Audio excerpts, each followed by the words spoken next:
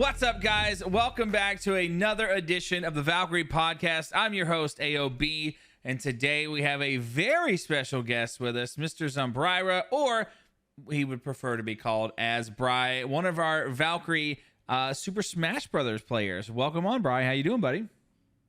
I'm doing good. How you doing, man? I'm doing well. You know, it's a wonderful Tuesday evening here. No, it's been a lot of raining over on my side. I'm just glad it was the first sunny day in like a week. Jeez, yeah, lucky you. We got hit with a snowstorm here in northern Michigan, and now it's sunny, but the snow wasn't exactly the most fun part to have hit us. Oh yeah, dude. It's been insane. Like, I've needed to cut the grass for like 3 weeks already, and I haven't been able to because my tires have been flat.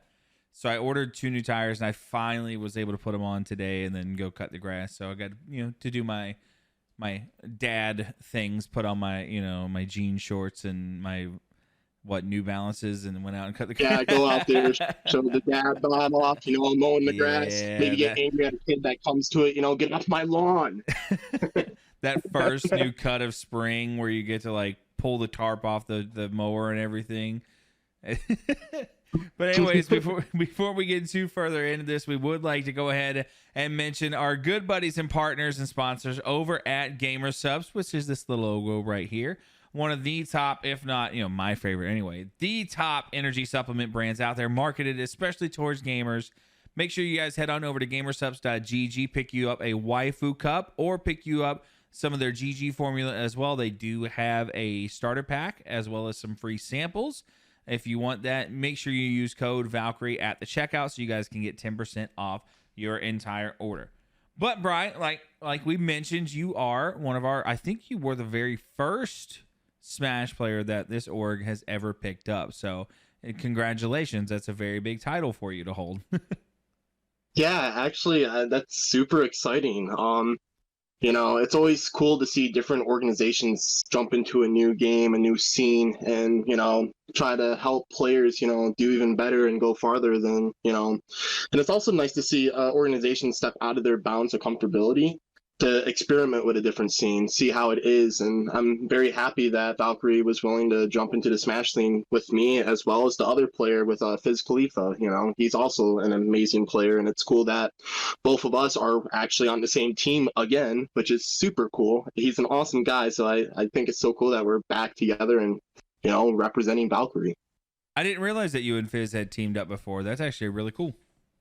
Yeah, actually, with Tyler, the previous sponsor that I was underneath, me and Fizz got picked up both by them through talking with Tyler. So, yeah, it's actually really cool to see some familiar faces here. Oh yeah, and trust me, Tyler was vouching hard for Smash, like constantly.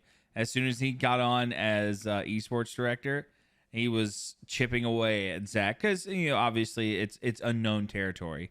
So it was really kind of weird for them to like make the leap, and finally Tyler got him to crack a little bit, and Zach was like, "All right, we'll try it and we'll see how it goes." And then here we are, man, and you're coming off what, at least 1 or 2 wins, right? Or 1 win and then like a second place. Yep, exactly. So my first week, I would say, like going to tournaments, not first week under Valkyrie, but the first week attending events under Valkyrie, started down at Michigan State University with the Spartan Weekly down there. I really wanted to push getting out there, especially within the same week that I was announced, because I really wanted to debut. So I made an extra effort to drive down to Lansing from Traverse City, which is like about a 3-hour drive almost. Ooh. And went down there and got 4th for the first time going to one of their weeklies. So that was super awesome. Then I picked up a win at Central Michigan University. So woo right there, Valkyrie victory.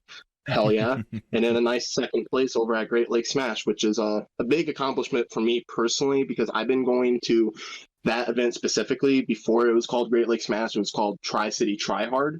Mm-hmm. And I attended that event all the time before I started traveling to bigger events. And the closest I've ever gotten to grand finals was a 3rd place back in 2019. So I've been wanting to get a win there, and even just a grand finals, for the longest time. So that was an amazing achievement for myself. I wish I could have pulled the dub there, but, Michigan's dummy when it comes to Smash. There's so many talent here. Hey, listen, I was watching. I actually thought you had won it at one point. I don't know, like we were watching. I got distracted by something. I looked back and like I think somebody would hit a power move, and I was like, "Oh, he won! That's it!" And then like it showed the Luigi had won. And I was like, "Wait, what?" I got so confused, and we were so heartbroken when it turned out it was. I was like, "Nah."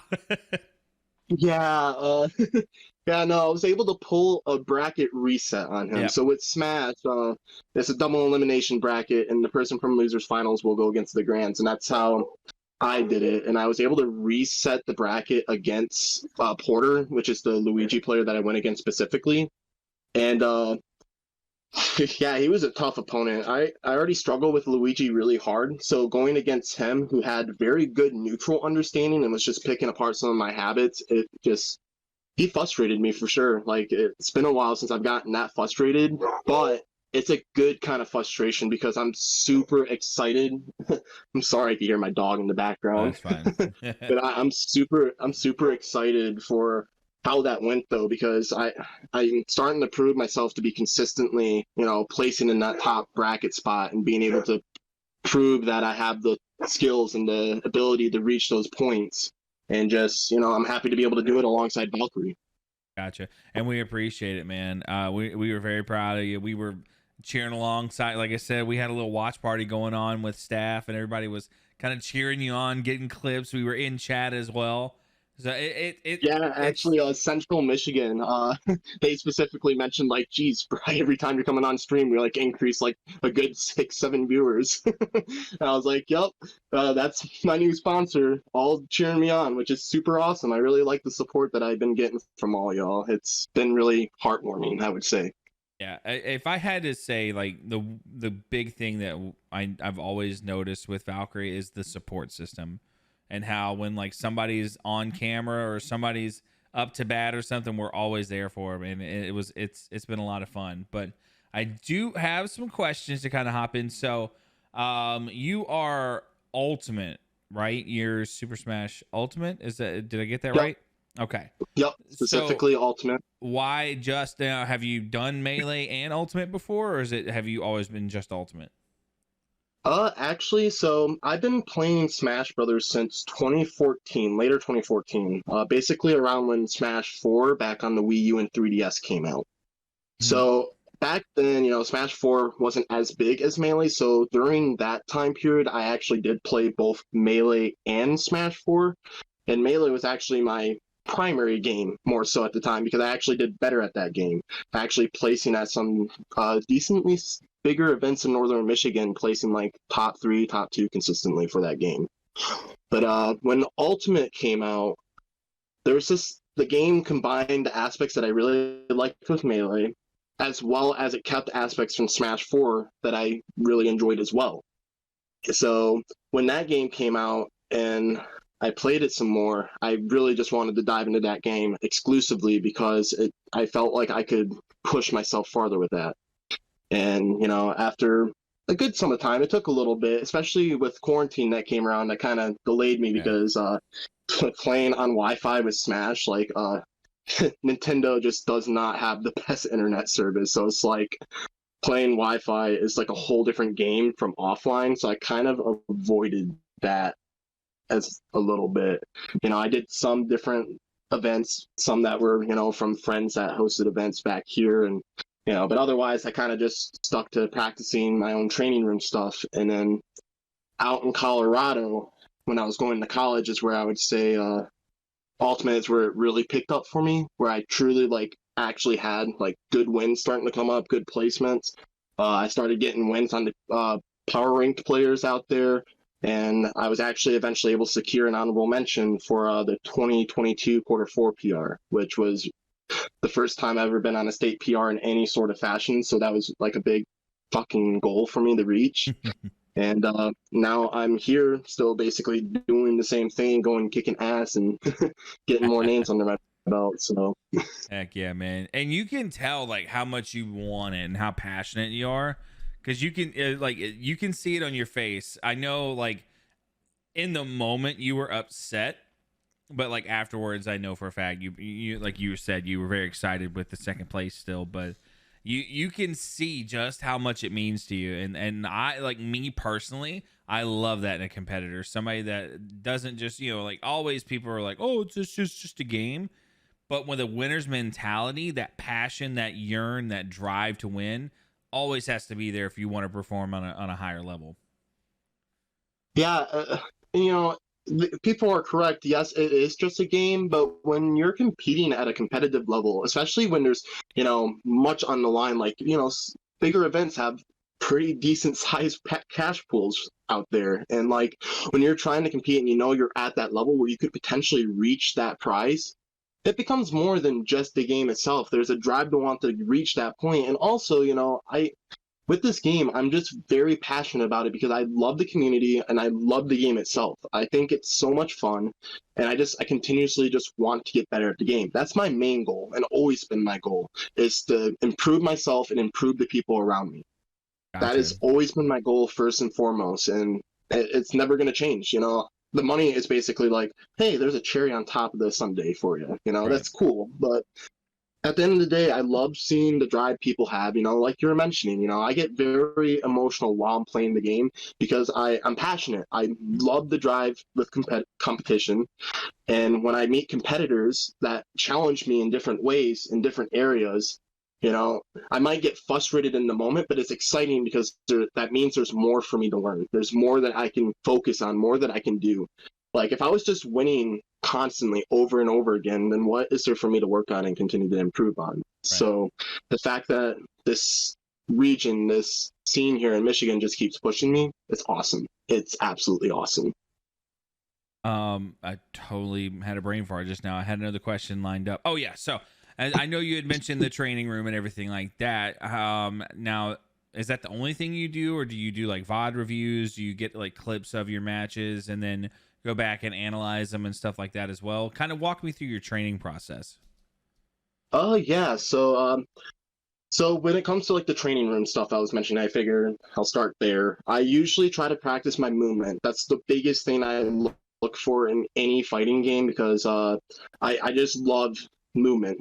Like I love how you can control a character, how they go around different areas. Like that's why I'm very huge into platforming games like Mario and Sonic and all those, because I love just moving characters around, and if the movement's awesome, I'm going to enjoy the game. And that's what gravitated me specifically towards my main in this game with Yoshi, because that character just, if you watch how I play him, he's moving all over the stage, just flying around like nothing. And it's to me, that's just so much fun.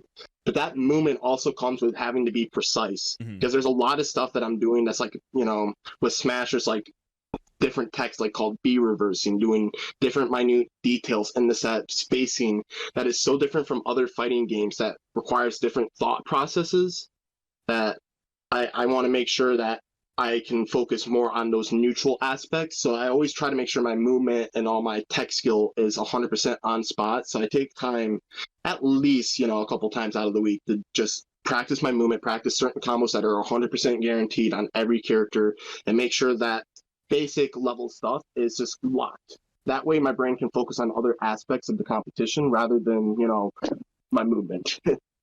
And now I also do VOD reviews like you were mentioning. I actually always post some clips from almost every tournament I go to. I actually posted one earlier today where I actually cheesed the absolute hell out of the stock from a player just by, like, I think I killed him at 30% in the game, which is super early. Yeah. But I take time to look at the VODs because that's how you learn where your mistakes are in neutral. Because, you can think about it, thinking back to a game and probably pick some stuff, but you're never going to be able to fully grasp it unless you see it, visualize it, and actually gives you more of a way to brainstorm different ideas that could potentially make you do better in that situation. So I always like going back to my VODs, win or lose, because there's always going to be something to grab. Even from the sets that I won 3-0, like there's times where people are doing certain things that I could be like, oh, I could do better next time on that. Let's not do that. And then basically the only other thing when it comes to any sort of training that I do sometimes is if I really need to, if there's specific like moves, specific frame data that I'm not sure of, there's certain sites I'll go on to look at the frame data, look at like when this move is active, when does it end, how much end lag does it have, how does it react to shield, can I spot dodge the moving time, certain stuff like that. There's websites out there that help with all that, and that's usually the last resource I'll go to when it comes to my training stuff. And I never realized how much went into it. Like, I just thought people were always like skilled at it, because me personally, I'm terrible at Smash, but I've never put in the time.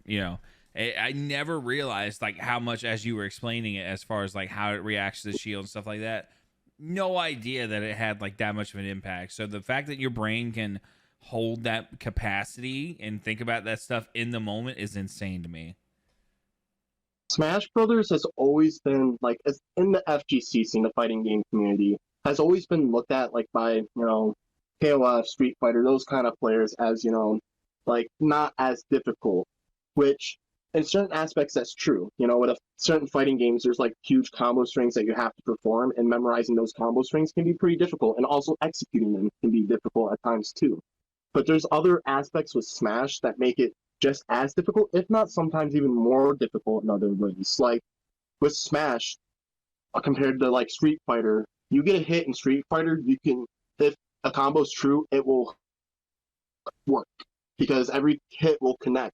In Smash, you can actually influence how certain combos work and don't work, because you can influence the direction you get hit from each hit, and also understanding how that works allows you to survive longer. So like there's been times where I like survived to like 170, 180. How am I doing that? Well, I'm actually using the analog stick and the C stick to put in certain directions that allows to change my direction of which I'm sent off the stage.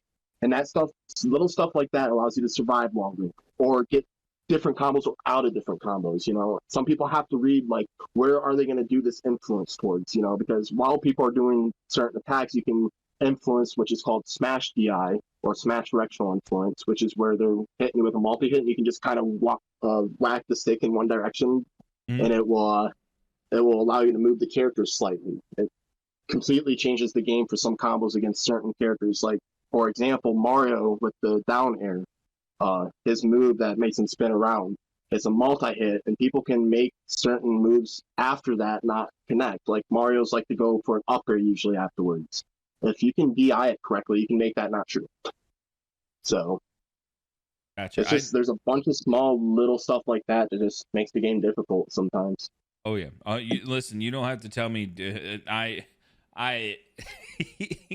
I normally play. I think Kirby. I think is the one that I normally go with, just because to me he's easier as far as like learning combos and stuff like that. But I get destroyed, so more power to you. But I know Mitch and I were watching, and every time there'd be moments, as far as like you were talking about precision and stuff, where you are on the edge, like you kick your guy off the stage, right? And I noticed like you like to throw the egg, and then typically after you throw the egg, I've noticed that you like go down after them, and dude, you want to talk about the anxiety that we would get every time you would like hop down towards them. You'd get right to the edge of being, off the screen, and then you'd come right back up and get back on the stage, and we're like, how, dude? A lot of time spent on learning how to recover with that character. Like, that character can be so easily like edge guard if people know what they're doing against the character. And I just, back in Colorado, they kicked my ass over and over and over and over again, man. And I really got to thank that scene, because that's where I truly had my level up, where I just got so much better than what I ever was. And that's just because like the players there, the ones that I talked to the most, like they're like me. They just want to continuously improve, get better at the game. So they grinded, and they also worked with me on stuff. There's stuff that they pointed out, and we worked back and forth with each other and grew each other up. There's actually a player over there that goes by the tag N Harmonia, or just N is what he usually prefers to be called by. He's ranked now third on their power ranking out in Colorado. And me and him played all the time, and I'm so proud of him.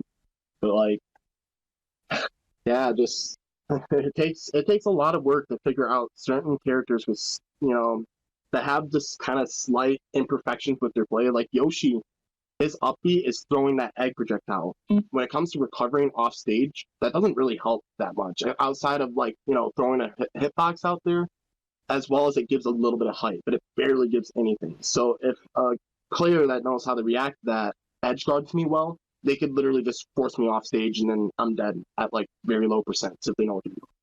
So a lot of the stuff that I did with that, it kind of goes back to my movement stuff with training mode. I would always practice different ways to get back to the stage, air dodging to the ledge, throwing eggs at different timing, just to make it more ambiguous on how I'm getting back on. So yeah, it's pretty funny that you mentioned that. It was crazy, man. It was crazy. Now, as far as Yoshi, obviously, so like I've got a picture of your yellow and black Yoshi for Valkyrie up here as your profile picture. Obviously, that's your main. Has that always been your main, or kind of walk me through that story? Have you Hell no. gone through many characters and everything like that? I went through quite a bit of different characters. Back in Smash 4, I started off as a Link player. Okay. Then that switched to you cut out. Sorry, I heard Link. What was after Link? Oh, gotcha. It was Link. Then I went into Mario for a spell, which is kind of why I still have a Mario today, because that was probably one of the longer characters I had for Smash 4. And then when Cloud was released as DLC for that game, that was my main character going forward for that game. Until, like, I think the last year of the game, I started playing Yoshi. But you would think, oh, well, he played Yoshi then and he stuck with the character for a while. He probably went Yoshi in Ultimate as well. Couldn't be any more wrong. When the game came out, I was super dope that Pichu came back as a character, because I thought that character was so funny in Melee. Because it was literally just a joke character. The character damages itself, has bad hitboxes. Just like, if you win with this character, you have every right to, like, talk shit about it. Like, you earned that win. That character is just so bad. So it's like, I just want to meme on people with this character. I think that's so funny they brought him back. And then he ended up being good in the game for a short spell. Like, he was actually, like, one of the best characters until Nintendo's like, yeah, we're going to axe the rat really hard, get rid of a bunch of its shit, and now he's, like, only a mid-tier in the game. So when he got nerfed is when I kind of started switching around again. And then the middle of 2019, I kind of took a break during the summer because I just wasn't vibing with the game as much, and I was also focusing on hosting a Smash tournament that was called Award Blitz 2 that had Dark Wizzy, it had Salem at it before situations with him happened. I won't elaborate on that too much, but some really good top-level talent, just came to this event, and we had like 300 people, I think, for it across all the games we had, and it was a fun time. But I wanted to focus all my energies towards that, providing a great tournament for everyone, as well as, I kind of just needed that mental break because I was trying so hard to play Smash at the time as well, and I feel like if you don't take those breaks, you're just going to wear yourself out. So I decided to take the summer as a break period, and then when I came back, I decided to play Yoshi, and then I stuck it from there. Now, has your name always been Egg as well in game, or is that like just something special you do because you're Yoshi? It's something special just for now. I kind of change it when I feel like it. It's been Egg for a good bit now because I keep getting funny reactions when people see that. It's like, oh, I know who you're gonna main. It's like, yep, you should. So I was like, I love the tag and the reactions I get from some people just putting it in. So it just stuck for a bit now, but it'll probably change sometime here in the future. I'll probably come up with something different and throw it in there as well. It's always nice. It's always funny just because every time we see it, we're like, yep, there he is. All right, now it's time. Every time we see Egg, it's awesome. I know you're talking about tiers and stuff like that. So something I like to do is I like to do some listing questions and stuff like that, just to get people out of the monotone kind of thing. Put your thinking cap on here. So what I want to hear from you is I want to hear your probably top 5 like worst characters right now in Ultimate, and then I want to hear your top 5 what you think is the top 5 like best characters right now in the scene.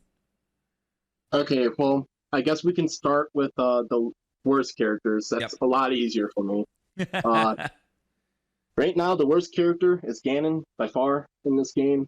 Okay. The character just struggles so hard in so many matchups. Like I don't even know if the character has a winning matchup, to be honest. And that's like not good for any character. But here's the thing that's kind of crazy though. Like there's people proving it with these characters. Like the next character I would say is Little Matt. And then there's a little Mac player out there by the tag Peanut that's just absolutely wrecking it out there with the character. Like, he almost got top 16 at a 700 plus person event that had a bunch of top 50 players at it. Like, with Little Mac, a solo Little Mac. And that's a character I would arguably say is second worst. So it's like, it's crazy to even think that he's second worst and there's a player doing it that good with that character. And the same story with some of the other characters, like Dr. Mario would be my third worst. And there's players in Japan that prove it with him too. I actually think there's a Dr. Mario player out there that actually won a decent tournament with him solo. And that character just struggles to recover because, like, with Mario, as you probably saw when I was playing him at one of the tournaments, he has a lot of different options. Like, the cape allows him to stall, up B goes pretty far, and he just has high jumps and good mobility. Dr. Mario, as a character, instead hits harder, but he's much slower and has a worse recovery. So, like, getting that character off stage is like, well, what does he do to get back? Right. And then that's where it becomes difficult for me. Like, there's easily a bunch of different characters, but, like, it's just super difficult to think about it. Like, what would I consider?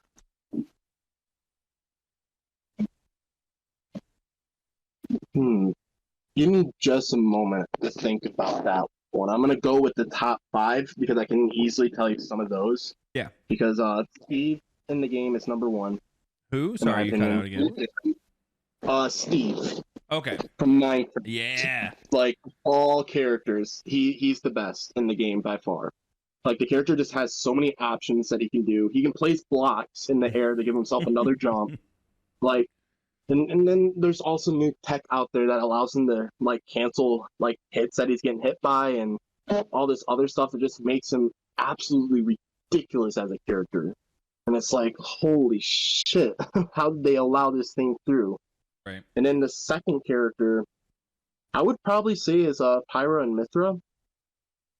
That character just has really, like, with Mithra, the whole idea is that Mithra is much quicker, does less damage, and does knockback. As Pyra does more damage, more knockback, but it's not as quick. It takes more, like, getting around with her. And just that combination is just so busted. It's ridiculous.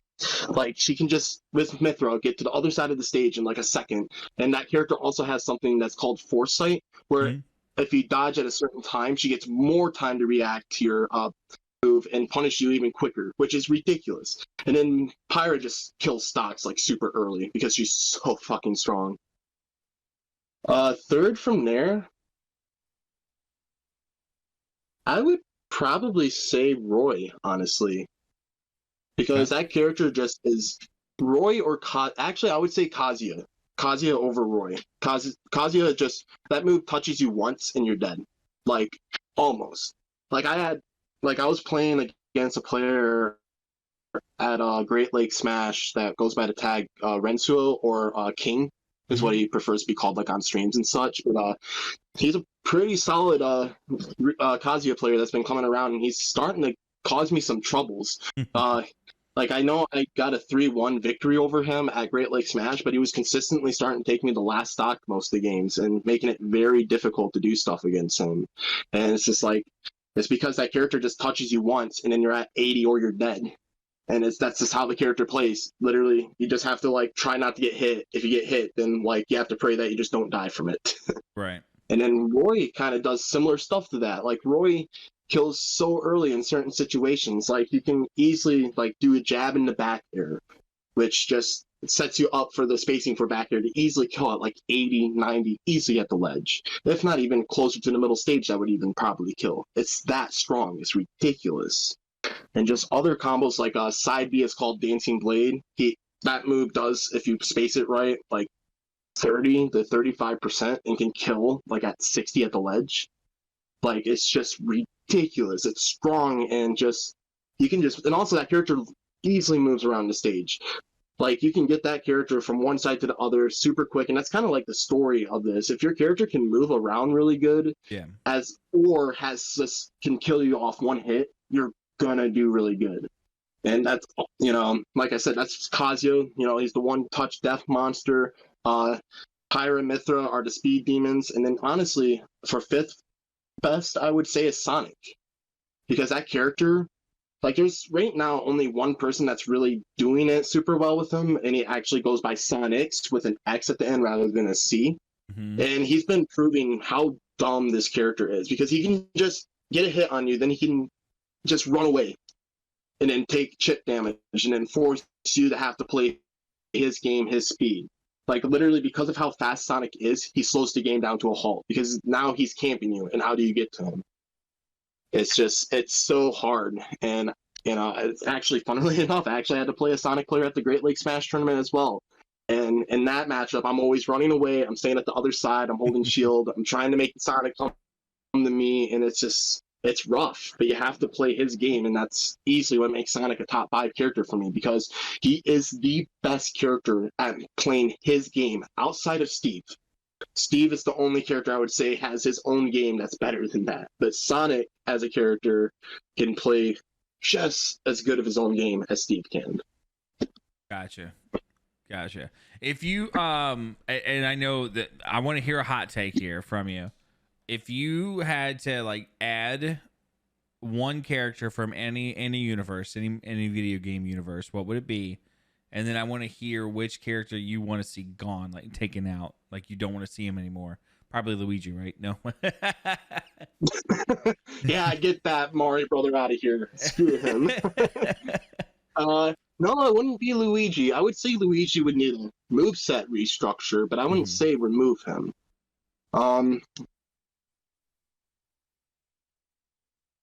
Honestly, I would say it's Steve at the moment. Gotcha. The character is just way too overtuned, and I don't know how you can make him work without ruining his identity, honestly. Like, I think some stuff could be fixed, but he's still going to be such an overtuned character with the blocks and all his other stuff that he's able to do. It's just, I don't know how they could translate it to work without destroying some of the identity the character has. So it's like, I love the character. I think he's a funny addition, and I think it's cool, but in the sense of competitively, and that's how I'm looking at it, I don't care for him.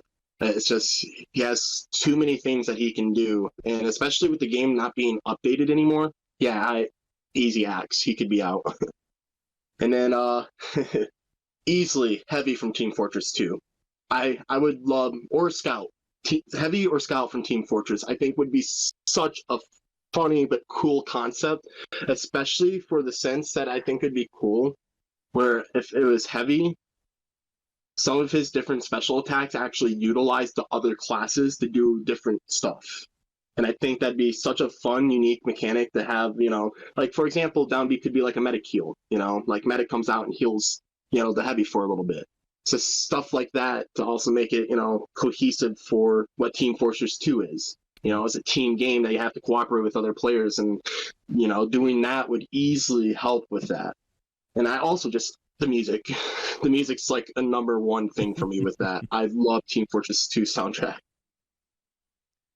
I noticed that you use, I believe, a GameCube controller, correct? Correct. Is that pretty standard in the Smash community, or do you see like people using any different controllers or anything? Or I imagine it's pretty standard for the GameCube, but again, I'm not in the scene. So it's standard. The GameCube's the most common you're gonna find from people. It's what Smash has been played on for the longest time. But there is other controllers, other options that people use. The other most common one is the Pro Controller. That works just as well as, a GameCube controller. The only reason why I don't use that is because at bigger tournaments, there can be, because it's a wireless controller, there's input delay sometimes because of the frequency that it has to use to connect with the Switch. And when there's so many in the same room trying to do the same thing, it just causes delay. Like, one of my friends, Chadley, went down to an event in Detroit here this past weekend, and he said that his one of his losers round matches, he had felt like 2-second delay for input, which is just ridiculous. Like, imagine having 2-second delay in like Valorant or CS:GO. Like, that would just absolutely kill any sort of synergy you can have with your team, because then you're trying to fight against that. And it's very much the same story with Smash, which is why I avoid pro controllers. And then the last one I would say that you see, which is not super common, but it's starting to become a little more common, is what's called a Smash box, which is basically the equivalent of like a fight stick for Smash. So it basically just puts all the inputs on buttons like a, fighting stick controller, and then instead of it like fight stick analog on there, it would just be 4 buttons for the inputs. And Smash doesn't need like upwards as precise, and the only characters that really need those precise angles is some of the DLC. So it works really well for like one player here in northern Michigan actually uses a box, and he uses it for Peach.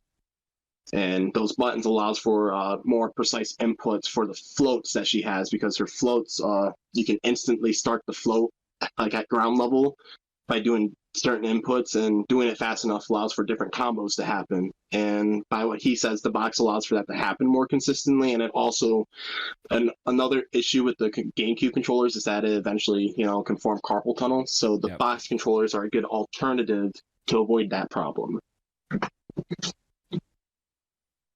Gotcha. Hopefully, for me, I just...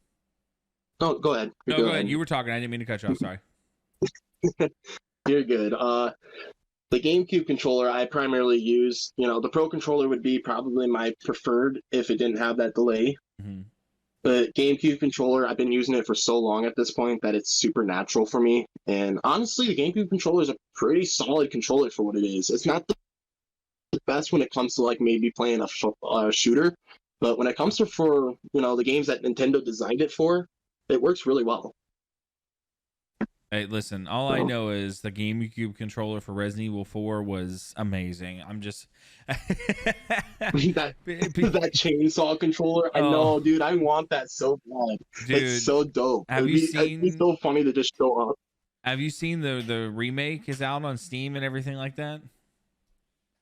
I know, dude. Yeah, it's funny that it came out on the GameCube saying only 4, and now it's like, oh, well, now it's like Skyrim, where it's just on everything. It's on everything, and I've played and beaten it on every single platform: GameCube, PS2, PS4, PC, VR, and now as soon as I get the money, man, I'm gonna get the remake and do it again, just because I hear there's some crazy things like.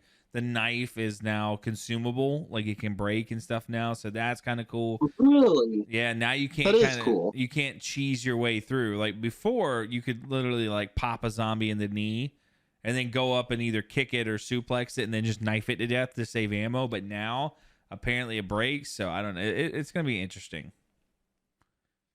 That's actually a really good change, because that is something I did a couple times younger to buy some harder parts to save that ammo. So the fact that they did that makes it where you actually have to challenge yourself. So that's a good change, I would say. It's going to make it more interesting. Yeah. The VR was a lot of fun as well. It just because it's very immersive, especially for somebody that played it so much and like different spots and stuff to look at.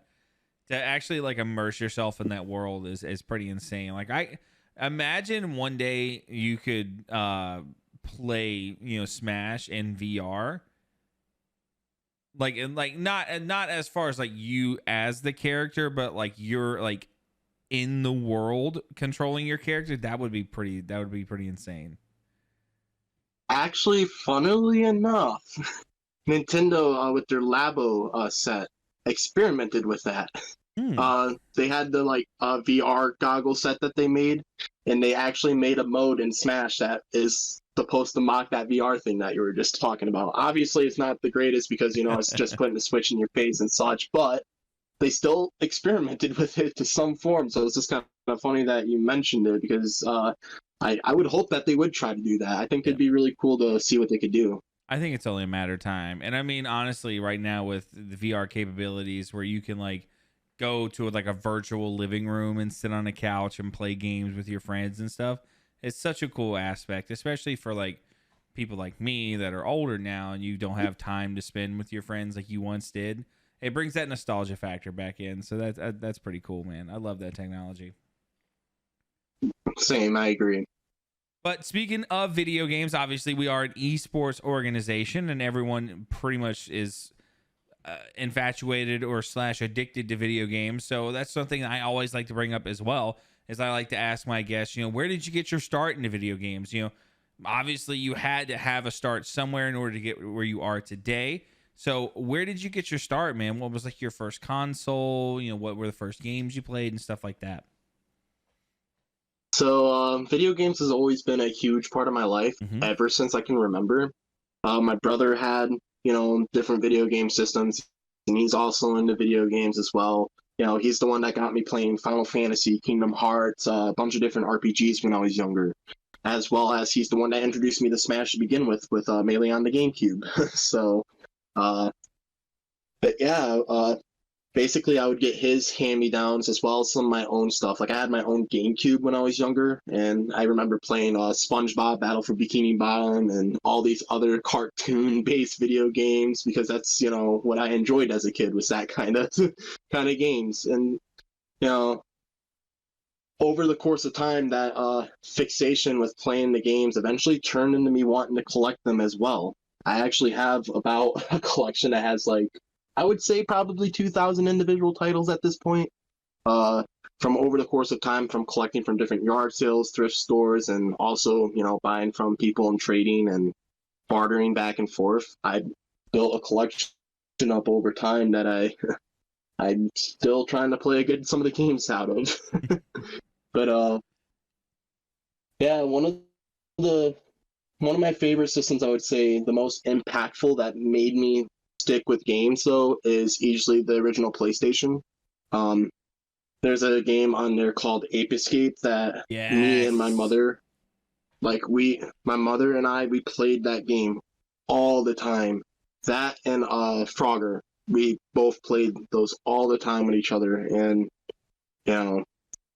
just how much fun I had with her sitting going through the game, trying to catch all these monkeys and trying to get to the end of the game. And there was a point where we got super stuck and we were just so frustrated trying to figure out how to get past this one course and solving it together. It's just, that's what I love about games. It, brings people together, as well as it allows you to escape into a different world to, just enjoy yourself somewhere else for a moment. Whether that be with other people or just by yourself, video games are a great, way to just step outside of reality for a moment. And that's what I'll always respect for it, because I have not just great memories with individual games, but a good sum of friends I've made, a lot of connections, and a lot of memories that I have come from playing video games with friends at different events, at their house, just, it's impressive how just a simple medium can connect so many people and make multiple different memories and multiple different friendships over many different years. And just, that's easily the reason why I love video games, especially competition, because it brings people together. 100%. And now you've got me wanting to find an emulator of Frogger, by the way, because I had Frogger for the original PlayStation. And Ape Escape. So I actually never owned Ape Escape. I had like a demo disc that had it on, and I would play it over and over again. I will find this real quick, and I will turn on this really crappy camera for a split second. But I find it so funny you mentioned a demo disc of Ape Escape, when one of my favorite things I have in my collection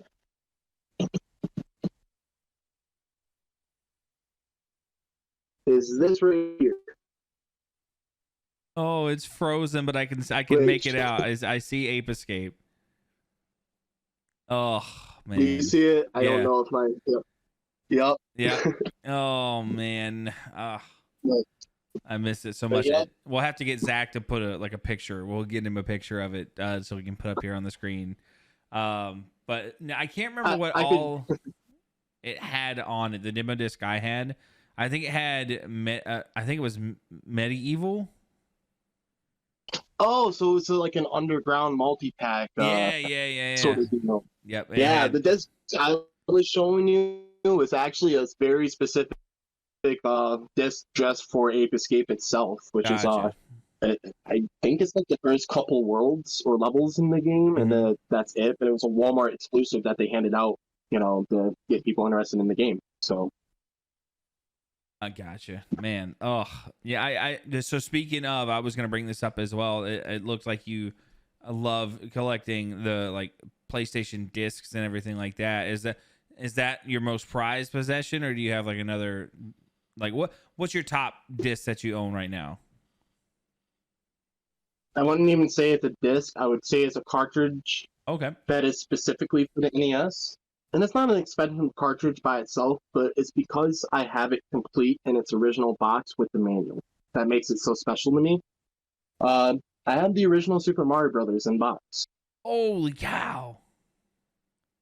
So I back when I was in Colorado, there was this huge, and I mean fucking huge. It was ridiculously huge community yard sale, just yard sales for miles, and it was just like I had to hit it. I had to go there, and I had a really fucking solid day. I had some really good games for very cheap prices, and was doing super good. And then the last sale of the day at like 5 o'clock, I went up to this house, and these two guys were helping their dad, who's his wife just passed away at the time. Which fortunately, they were super old. The guy was in his 90s, and his wife was almost pushing 100. So they had a great life. But Hmm. he wanted to move out of the house he was in because he just couldn't maintain it anymore by himself. So, you know, his sons were helping him get everything out. And I'm always the person to ask, like, hey, do you have video games?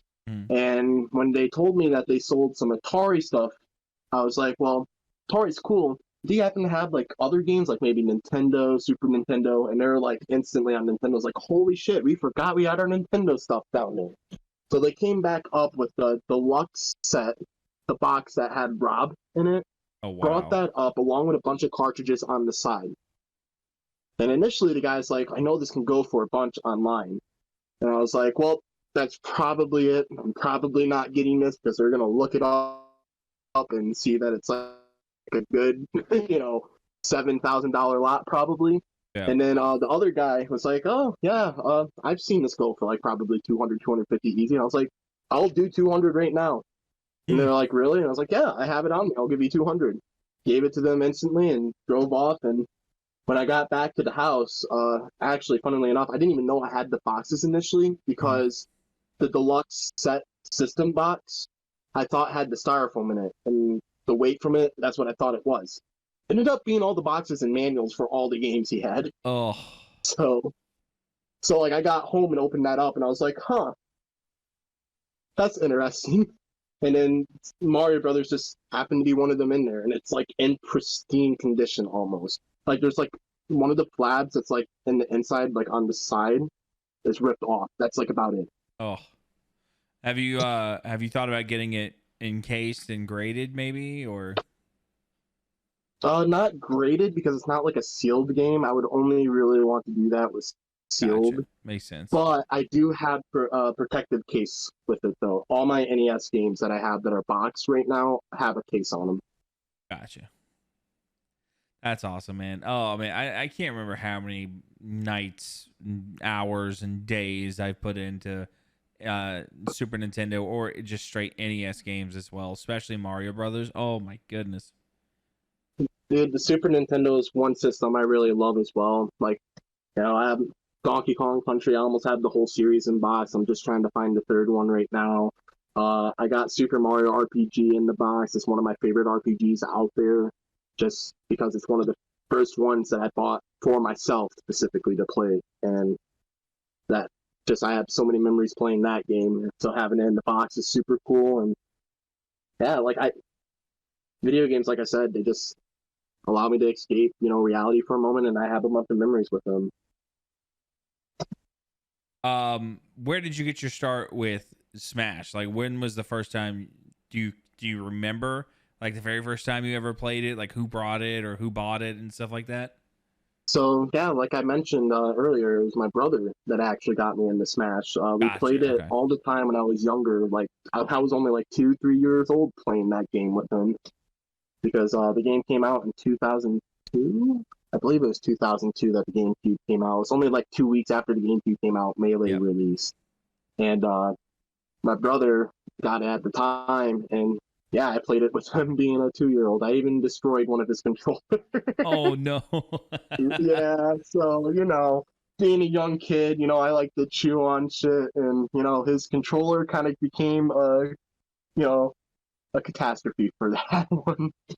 But you And know, I think we've all like been there. Like if you have siblings or like younger family members, like you get that one like secondary controller that's kind of beat up and everything, and you just let them have it. You unplug it and they think they're playing, right?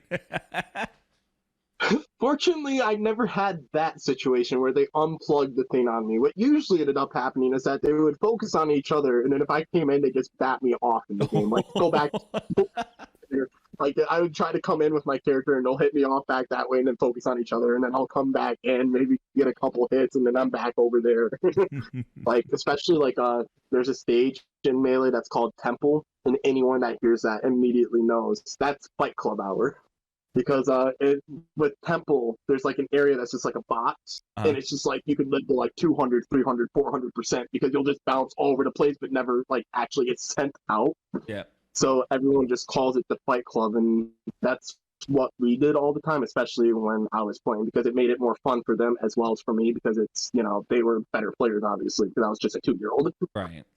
Now look at you, winning money, winning tournaments. Yeah, the glow up, it be real.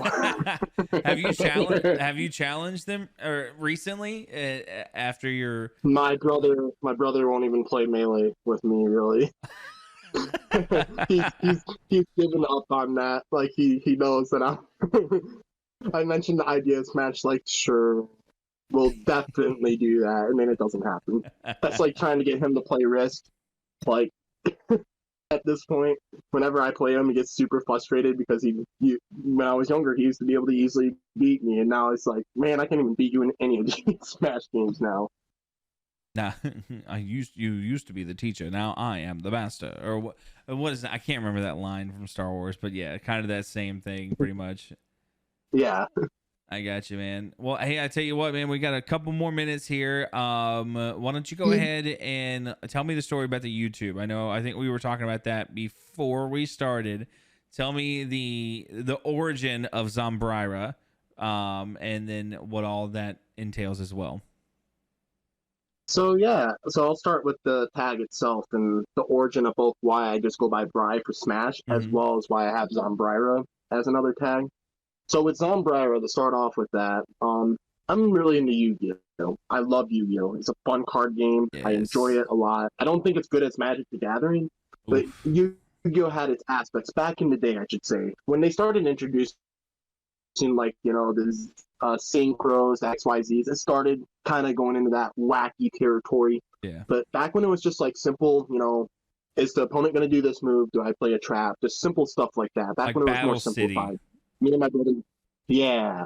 My brother and I played that game all the time. We'd play, that was one game I was actually really good at against him. We went back and forth all the time in that card game. And one of my favorite cards by the design of it is called Zombryra. So just without the R between the B and the Y. And the reason why my tag eventually became Zombryra was because I was initially using that as my tag on my Xbox 360. And I have a friend that was back then was specifically from Colombia down in South America. And when he saw the tag, he initially thought there was an R in there, so he rolled an R between it, so like Zombryra. And I thought it sounded so fucking cool, so I instantly took it and started using it. So that's how Zombryra basically came, was because a friend mispronounced the tag I had at the time. And then, funnily enough, speaking of mispronouncing the tag, the reason why I have just Bry now is because when I started going to tournaments and I went under Zombryra, I would get hit with Zombryra. And I fucking hate how that sounds so much. So I'd rather just hear people say Bree. So Bree, then turned to Bry once people knew me more, and Bry just kind of stuck around after that. That's like people that call me Scene. Because my name is Sean, spelled the Irish way, Sean. And I don't know how many times, man, I go and people are like, is it Sean or Scene? I'm like, would you say that to Sean Connery? No, you wouldn't. Like, come on, man. Oh my god. Yeah. So I feel your pain. Yeah. I feel your pain there. But what about the YouTube channel? I didn't mean to cut you off there though. Oh, you're totally good. So when it comes to the YouTube channel, I the biggest thing that got me into collecting was actually I've always been interested in video games, but I never would have gotten into collecting to the scale of which I did if it wasn't for the Angry Video Game Nerd on YouTube. Yes. Back when I was 13, I think it was 2013, I was visiting my brother at his first place that he had on his own, and we had like a little get together, played some games and all that, and his friend was just on YouTube browsing, and the Angry Video Game Nerd, specifically the episodes on game glitches, popped up. And I just thought it was so entertaining to watch a video that was scripted like a show, but it talked about a video game, talked about different video games. I thought that was just so fascinating that I eventually wanted to do something like that on my own, which, initially started with me getting certain games that I wanted. And then as I played more of those games, I got more enthralled with the idea of getting different games that I never played to, see what's out there. And then eventually, once I moved out to Colorado and I had consistent internet, consistently good internet, I should say, I took the opportunity to jump at making the show a reality. And that's what I did. And I started with Ape Escape. That was my very first episode, and it's not the greatest thing. I was learning how to edit on a HP laptop, and using Photoshop and Premiere on that was absolute hell. Seeing the red line at the bottom as I'm editing all the time definitely made things difficult because it was hard to play back what I was editing, but I pushed through it, and eventually when COVID hit, I used some of the stimulus money I got to build myself my own PC. And I kept at it until the final episode I did as of late, I think was released earlier part of 2021, I think. I believe so. I'm not 100% certain on that, but it was based on just talking about the Game Boy. And yeah, basically I wanted to start my own game review show and have my own scripts and different ideas that I wanted to do for it. And it was only a small little thing, didn't really get that big. I didn't try advertising it too much or anything. It was just something I wanted to do on the side during quarantine to, give myself something more to do and, fulfill that small dream I had of doing my own little show for a period. And while it's, kind of on the side right now because I'm focusing on competing and all that, once I get internet and I'm able to start, streaming like I want to, the plan is to stream the games that I want to review and have people join me and see how I react to it live. Like specifically one game that I really want to do, which is what I consider the worst game of all time, in my opinion, is Charlie and the Chocolate Factory on the PS2 and GameCube. That game, you would not expect a movie-based game to be, like you would already expect a movie-based game to be bad to begin with. Right. This bad is a whole different ball level of bad. Like I don't know how they fucked Charlie and the Chocolate Factory up as bad as they did. It's such a bad game, but I think once I'm able to stream, I thought it'd be so fun to go through some of these games that I grew up with, as well as, enjoy and show people like, hey, this is a really fun game. You should give this game a try. Or like, hey, let's have fun picking fun at this game because of how bad it is. And I just think it'd be so much fun to jump back into it here eventually. So the Zombryra show, while it's currently on hold, is definitely something I plan on getting back to eventually. I guess as a little wink. Oh, go ahead. Gotcha. I thought you said something. No, go ahead. As a little wink, one of the episodes I'm currently writing a script for is actually going to be based on Cabela hunting games because I want to do a whole set based around hunting during that time. I want to have all this stuff for it and make a whole theatrical out of it. So yeah. I tell you what, where can people find that YouTube channel? And are you going to be streaming once you get that fiber? I know you said hopefully it's around the corner, right? Yes. So my YouTube channel is just Zombryra, like we mentioned, Zombryra. You can just look that up or put Zombryra show. That would definitely pull up my channel for sure. And yeah, with the streaming, I definitely plan on getting that into that this summer. A company called Ascentech is going around up here, been putting lines in for fiber in my area, and they're planning to launch it this summer. And I know not only do I need it to want to do this stuff, but I've been talking with my mom on helping her with that because she's been wanting to sell a bunch of stuff online. So we've been talking about it, and we're going to split that bill to help each other out because it will allow her to sell different stuff as well as for me to do some of this stuff while I'm still situating trying to get the streaming going and everything. Gotcha. Well, outstanding, man. Well, thank you so much. That's going to kind of wrap us up here. Thank you so much for coming on the show. It's been an awesome time. Like it's crazy. I know I mention this all the time, but it's crazy just how fast an hour goes when you're like talking to people that you enjoy talking to. Because it doesn't feel like you and I have been talking for an hour. It feels like we've been talking for like maybe 20-30 minutes. Yeah, really. I know, it's insane. It's always quick, but yeah. That's the fun thing when you're having a good time. Time doesn't matter. 100%, man. Well, we are proud of you. We are so glad to have you on as a member of Valkyrie. We're excited for your future. I know you're going to be competing in some events. Go ahead and list out some of the events you're competing in next month. Yeah, so for April, I'm 100% going to be at Crimson Clash 4 down at Ferris State University. I'm going to be going to Get Cook 3, which is going to be down in Lansing, which is not associated with a college. It's just an event ran by Cajas, which is one of the main TOs here in Michigan.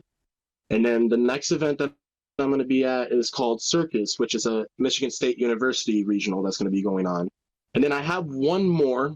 It's a potential one, but it's, I'm hoping to try to make it to it, which is called Stampede 3, which I was at the first 2 events. So I'd really love to make that one, but that would be so rough because that's 4 different regionals for just April alone to go to. Yeah. So, but I'm still going to make that attempt to go to all 4 because I think it'd just be cool to get out there and prove my name a bit more because as much as I've been proving it at the local level, I want to prove myself at a regional, eventually international level as well, because I know with more time, more focus, and dedication, especially with Valkyrie, everyone here supporting me and rooting for me, that drive is just even stronger than it's been before to do better and get better results and get better wins, and not only just to improve myself, but to hopefully be able to bring what I've learned from these different matches and different tournaments and bring it back to people up here in Northern Michigan and improve everyone up here.